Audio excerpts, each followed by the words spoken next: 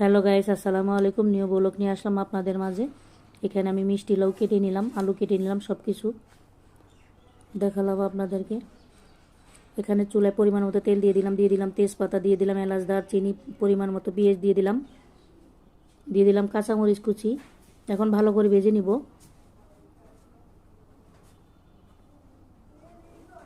ভালো করে ভেজে নিব বাদামি কালার পর্যন্ত। দিয়ে দিলাম আদা রসুনের পেস্ট 1 চামচ পরিমাণ, দিয়ে দিলাম 1 চামচ হলুদের গুঁড়া, সজের গুঁড়া একসাথেই দিয়ে দিলাম। মিষ্টি লাউ আর নতুন আলু দিয়ে আজকে রেসিপি রান্না করব। আপনারা যারা খেয়েছেন তারা তো অনেক মজাই লেগেছে, আর আমরা তো আজকে প্রথম খাবো। দিয়ে দিলাম কাঁচামরিচ বাটা, দিয়ে দেবো স্বাদ মতো লবণ। একটু কষিয়ে নেব সবজিটা।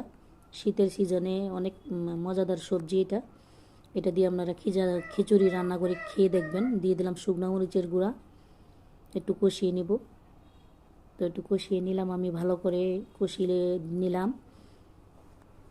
এখন আমি দিয়ে দিব 3 রকমের ডাল সহ চালগুলা। আমি মুসুরি ডাল দিয়েছি, মুগ ডাল দিয়েছি, একটা পিও ডাল দিয়েছি, 3 রকমের ডাল দিয়েছি। সুন্দর করে চালগুলারে এখন ভেজে নিব। একটু একটু ভালো করে কষিয়ে না নিলে খিচুড়ি খেতে কিন্তু মজা লাগে না।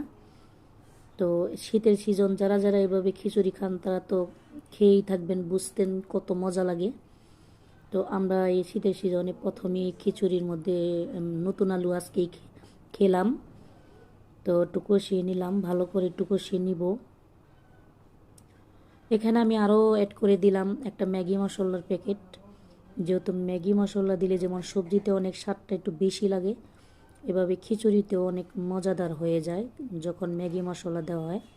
তো আমি লাল লাল করে ভেজে নিলাম, আপনারা দেখতেই পাচ্ছেন আমি কত সুন্দর করে কষিয়ে নিলাম এটা। এখন আমি অ্যাড করব পানি।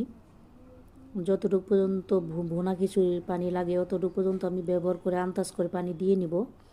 তো যারা আমাকে ইউটিউব থেকে দেখছেন, আমার ইউটিউব চ্যানেলের নাম নাজমা রান্নাঘর, সেখানে এসে সাবস্ক্রাইব করে দিবেন, একটা লাইক দিয়ে দিবেন, তো কমেন্টে অবশ্যই জানাবেন।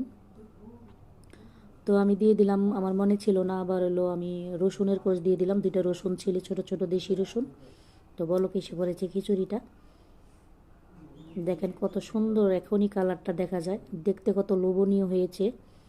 খিচুড়িটা খেতেও কিন্তু বেশ মজাদার হয়েছে। তো আমরা খেলাম খিচুড়িটা, খুব মজাদার খিচুড়ি, আপনারাও খেয়ে দেখবেন এভাবে। তো আমি সব শেষে দিব, এখন আমি অ্যাড করে দিব ধনিয়া পাতা। ধনিয়া পাতা না দিলে তো চলেই না, ধনিয়া পাতা দিব।